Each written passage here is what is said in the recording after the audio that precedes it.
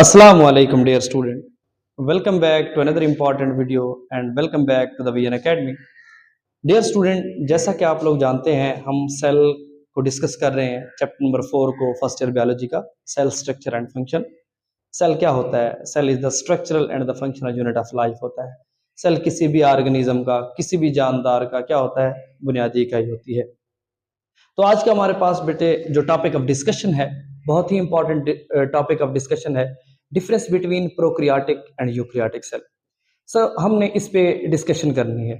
जब हम प्रोक्रियाटिक की बात करते हैं तो सबसे पहले हमने इसके मीनिंग को समझना है कि प्रोक्रियाटिक क्या होता है। प्रो का मतलब बेटा जो होता है ये होता है बिफोर, एंड न्यूक्लियस का मतलब होता है न्यूक्लियस, मतलब ऐसा सेल जिसमें न्यूक्लियस मौजूद ना हो उसको हम प्रोक्रियाटिक सेल कहते हैं। They have not well developed nucleus. इसके अलावा बेटा ये एक पहला डिफरेंस था। इसके बाद ऐसा सेल जिसमें क्या हो, ट्रू न्यूक्लियस मौजूद हो, उसको हम यूक्रियाटिक सेल का नाम देते हैं। और इसका दूसरा जो डिफरेंस है प्रोक्रियाटिक, इसको प्रोक्रियाट्स भी कहते हैं। ऐसे ऑर्गेनिज्म जो प्रोक्रियाटिक सेल से मिलकर बने हो उनको हम प्रोक्रियाट्स कहते हैं। इसके अलावा ऐसे ऑर्गेनिज्म जो किससे, यूक्रियाटिक सेल से मिलकर बने हो, उन्हें हम यूक्रियोट्स कहते हैं। ठीक है, ये एक दूसरा पॉइंट था। थर्ड वन क्या है बेटा, ये जो प्रोक्रियाट्स होते हैं बेटा ये यूनिसेलुलर होते हैं, यूनिसेलुलर होते हैं, फिलामेंटस होते हैं। इसके अलावा जब हम इसकी बात करते हैं बेटा ये क्या होते हैं, ये मल्टी सेलुलर ऑर्गेनिज्म होते हैं। यूक्रियाटिक सेल में जितने भी ऑर्गेनिज्म, जितने भी जानदार पाए जाते हैं, इसमें जब हम बात करते हैं इसमें डीएनए मौजूद होता है बेटा। ठीक है, न्यूक्लियस मौजूद होता है, जेनेटिक मटेरियल जिसे हम जेनेटिक सिस्टम भी कहते हैं, उसमें जो डीएनए होता है वो सस्पेंडेड फॉर्म में होता है। इसमें क्या होता है, प्रोक्रियाटिक सेल में बच्चे माइटोसिस जो होती है वो क्या होती है, एब्सेंट होती है प्रोक्रियाटिक सेल में। वाइल जब हम बेटा यूक्रियाटिक सेल की बात करते हैं इसमें सेल डिवाइड ही माइटोसिस और मियोसिस के थ्रू होता है। ठीक है, ये इनके शार्ट से क्या है बेटा, डिफरेंस है। ठीक है, इसके बाद बेटा जब हम बात करते हैं इसमें जो सेल डिवाइड होता है वो बाइनरी फिशन के होता है, मतलब एक सेल दो में तकसीम हो जाता है। जैसे एक सेल है इसमें जेनेटिक मटेरियल मौजूद है, फिर ये दो में किस तरह डिवाइड होगा, ये क्या होंगे, क्लीवेज फ्लो के जरिए आपस में इस तरह क्या करते हैं, जुड़ जाते हैं। फिर इनको क्लीवेज फ्लो के जरिए आपस में अलग कर, ये एक सेल अलग हो जाता है, ये क्या हो जाता है, अलग। इस पूरे प्रोसेस को हम बाइनरी फिशन कहते हैं। इसके अलावा बेटा हमने प्रोक्रियाटिक सेल की जो डिस्कशन करनी है, हमने ये बताना है कि ये प्रोक्रियाटिक सेल होता है ये किस चीज से मिलकर बना होता है।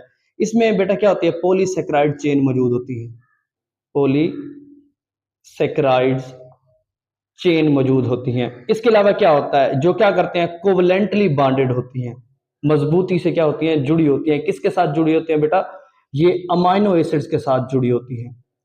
ठीक है, अब अमाइनो एसिड के साथ होती है या न्यूरॉन होती है जो क्या करती हैं, फॉर्म बनाती हैं, जो उसके बाद पेप्टाइडोग्लाइकन बना देते हैं, टाइडोग्लाइकन की फॉर्मेशन बनाती हैं। ठीक है, ये उसका था। अब प्रोक्रियाटिक सेल जो होते हैं बेटा ये पाए कहाँ जाते हैं, मतलब किन जानदारों में पाए जाते हैं, मोस्टली जो बैक्टीरिया हो गए। ठीक है, इसके अलावा cyanobacteria, blue green algae, sir ये एक सेल का स्ट्रक्चर था, सेल मेम्ब्रेन थी, क्या था, क्लोरोप्लास्ट मौजूद था, एब्सेंट था, न्यूक्लियाइड रीजन है जिसमें क्या है, न्यूक्लियस सस्पेंडेड फॉर्म में है प्रोक्रियाटिक सेल में। इसके अलावा ये डीएनए है जो क्रोमेटिन मटेरियल भी कहते हैं, हमें क्रोमोसोम भी कहते हैं। ये आपको पता है ईआर मैंने बनाया हुआ है, एंडोप्लाज्मिक रेटिकुलम जिसे कहते हैं। ये गोल्जी क्या है, गोल्जी बॉडीज हैं जिन्हें गोल्जी कॉम्प्लेक्स या गोल्जी अपरेटस भी कहते हैं। और उसके साथ ये जो अटैच है इनको हम गोल्जी वेसिकल्स कहते हैं। और ये क्या है बेटा, माइटोकॉन्ड्रिया है पड़ा, जो कि प्रोक्रियाटिक सेल में ये चीजें एब्सेंट होती हैं। उसके बाद यूक्रियाटिक सेल की बात करते हैं बेटा, इसमें क्या है, माइटोकॉन्ड्रिया भी मौजूद होगा, इसमें राइबोसोम्स भी मौजूद होंगे, और इसके अलावा गोल्जी बॉडीज भी मौजूद होंगी, और ईआर भी मौजूद होगा। यहाँ पे हमने डिस्कशन करनी है, जो एक पॉइंट था कि जो प्रोक्रियाटिक सेल का राइबोसोम होता है उसका जो साइज होता है वो क्या 70s होता है। इसके अलावा जो यूक्रियाटिक होता है वो 80s होता है। ठीक है, एस जो है यहाँ पे स्वीडबर्ग यूनिट है, एक साइंटिस्ट है उसका नाम है। अब आपने एक टॉपिक पढ़ा होगा राइबोसोम्स के बारे में, मैंने आपको कंप्लीट वीडियो यूट्यूब पे मेरी अपलोड है, तो उसमें मैंने आपको ये बताया हुआ है कि ये 80s क्यों है और ये जो प्रोक्रियाटिक है वो 70s क्यों है। ठीक है, इस पे पूरी डिस्कशन है, डिटेल्ड वीडियो है, तो यहाँ पे मैं आपको मजीद नहीं बता सकता कि ये 70s क्यों है, ये 80s क्यों, आप वो वाली वीडियो मेरी जाके लाजमी देखनी है। उसके बाद आपको पता है ये क्या है, एंडोप्लाज्मिक रेटिकुलम है। एंडोप्लाज्मिक रेटिकुलम का काम क्या होता है, ईआर का, वो क्या करता है, प्रोटीन की सिंथेसाइज कर रहा होता है, और प्रोटीन की तैयारी होती है, ये लिपिड्स की सिंथेसाइज कर रहा होता है। और क्या करते हैं, यहीं से खास किस्म के न्यूक्लियोपोर्स मौजूद होते हैं, जो क्या करता है, यहाँ से राइबोसोम्स निकलते हैं, क्योंकि डीएनए के साथ एमआरएनए मौजूद होता है, वहां पे जहाँ पे ट्रांसक्रिप्शन का प्रोसेस शुरू होता है वो उसके साथ अटैच हो जाता है, और जो राइबोसोम्स होते हैं वो ईआर पर अटैच हो जाते हैं।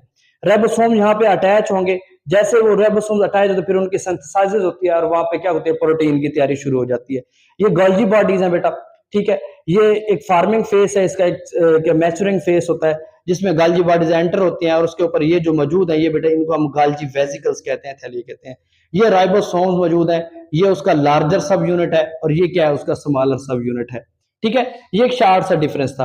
अब जब हम बेटा यूकैरियोटिक सेल की बात करते हैं, ऐसे organism made up of eukaryotes, ऐसे जानदार जो यूकैरियोट से मिलकर बने उन्हें हम यूकैरियोटिक सेल से मिलकर बने, सॉरी, उनको हम यूकैरियोट्स कहते हैं। इसमें क्या होता है, न्यूक्लियस प्रेजेंट होता है, और क्या होता है, जो जेनेटिक मटेरियल होता है वो क्या होता है, वो डीएनए के अंदर मौजूद होता है, जैसे कोई डीएनए भी हो सकता है, कोई भी हो सकता है। इसके अलावा सेल डिवाइड जो होता है यूकैरियोटिक सेल में, वो माइटोसिस और मियोसिस के थ्रू होता है, वाइल प्रोकैरियोटिक सेल में जो सेल डिवाइड होता है वो बाइनरी फिशन के थ्रू होता है। इसके अलावा इसकी जो सेल वॉल होती है यूकैरियोटिक सेल की, वो कंपोज होती है बेटा सेलुलोज से, सेलुलोज से मिलकर बनी होती है। इसके अलावा जो प्लांट वो उस चीज की बनी होती है काइटन से या फंजाई से, ठीक है।